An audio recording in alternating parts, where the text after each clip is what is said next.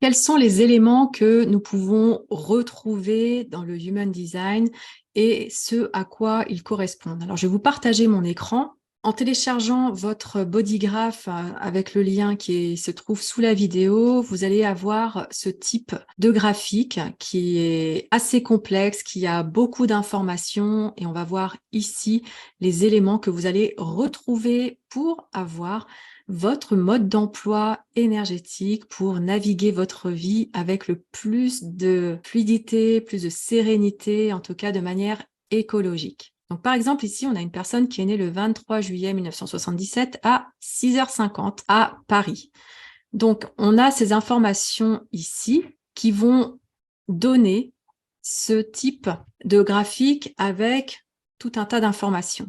Et notamment, le premier élément important, c'est le type d'énergie. Donc ici, on voit que c'est un manifestor. Donc, il y a 5 types d'énergie, j'en parlerai dans une prochaine vidéo, mais pour donner un exemple ici, cette personne est manifestor. Sa stratégie, c'est d'informer.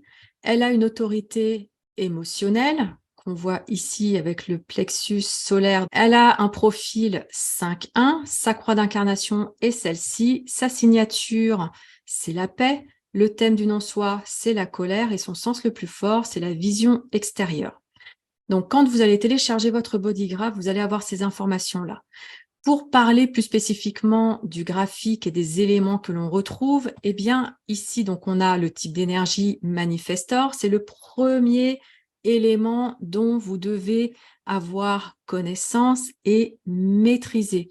Quand vous allez connaître votre énergie, ça va déjà vous donner des explications incroyables sur vous et ce que vous faites de manière non alignée.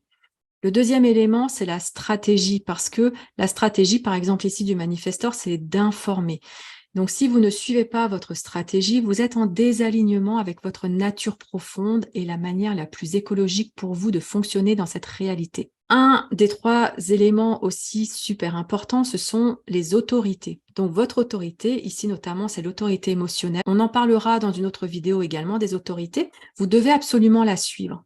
Ce n'est jamais, jamais, jamais le mental ou la logique qui doit vous faire prendre des décisions. Toutes vos décisions doivent être prises en alignement avec votre autorité intérieure.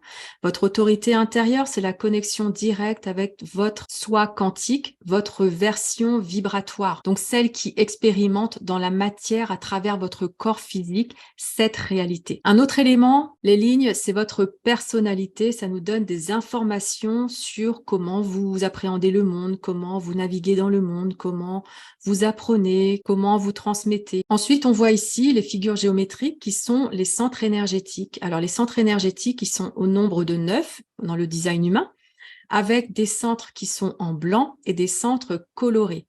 Les centres colorés sont des centres qui sont allumés en vous, c'est-à-dire que vous avez une énergie constante. Cette énergie vous appartient. Les centres en blanc sont des centres dans lesquels votre énergie n'est pas stable ni fiable, c'est-à-dire que vous allez emprunter l'énergie autour de vous pour pouvoir faire les choses que vous avez à faire dans votre vie. Et c'est tout à fait OK. L'essentiel étant de comprendre le fonctionnement de ces centres énergétiques et notamment d'apprendre à se décharger des énergies qui ne sont pas les nôtres. Donc ici en haut, on a le centre de la tête, le deuxième c'est le centre de l'ajna, le troisième c'est le centre de la gorge, le losange ici au centre c'est le centre G, le centre ici, le triangle, c'est le centre du cœur, ici nous avons le plexus solaire, ou le centre émotionnel, celui-ci, le carré, c'est le centre sacral. Ici, le triangle, c'est le centre splénique. Et à la base, eh bien, nous avons le centre de la racine. Et tous ces centres énergétiques parlent, discutent, connectent. D'une certaine façon, ces centres énergétiques sont reliés par des canaux. Ce sont les tubes ici qu'on voit reliés d'un centre à un autre. Quand 2 centres énergétiques sont allumés, le canal aussi est allumé. C'est la manière dont circule l'énergie en vous. Donc encore une fois, de manière stable et fiable, contrairement à un canal ici qui est en blanc où l'énergie, vous devez l'emprunter pour qu'il puisse y avoir une connexion. C'est la manière dont vous êtes designé et comment vous fonctionnez le mieux pour vous. À l'intérieur des centres, eh bien, il y a des numéros. Ce sont les portes. les portes sont en lien avec les codons dans notre ADN. Donc ici, dans les centres, vous avez des portes qui ne sont pas entourées et des portes qui sont entourées. Les portes entourées dans votre body graph sont des portes qui sont actives, c'est-à-dire que ce sont des potentiels activés en vous. Et chacune de ces portes signifie quelque chose. Et ces portes sont au nombre de 64 et je pense que j'ai oublié de préciser que les canaux sont au nombre de 36. Ensuite, ici, nous avons les flèches de variables, c'est les flèches de transformation. On a ensuite les définitions et pour terminer, la croix d'incarnation. Alors ici, donc, on a vu les centres, les canaux, les portes, les variables et ici, vous avez le côté noir et le côté rouge. Le côté noir, c'est le conscient, le côté rouge, c'est l'inconscient. Et puis, vous avez donc les planètes qui sont ici, avec le soleil, la terre, le nœud nord, le nœud sud, la lune, etc., etc. Et donc, vous voyez que à chacune de ces planètes, donc en lien avec votre naissance, donc quand vous êtes né et que vous êtes entré dans le champ planétaire de la Terre, donc les planètes étaient disposées d'une certaine manière dans l'univers et en fonction de ça, il y a eu un encodage en vous au niveau de l'ADN et cet encodage est noté dans votre design humain. Donc, vous n'avez plus à vous poser la question de quelle est ma programmation ou quels sont mes talents, quels sont mes dons, quelles sont mes compétences. Tout est noté ici.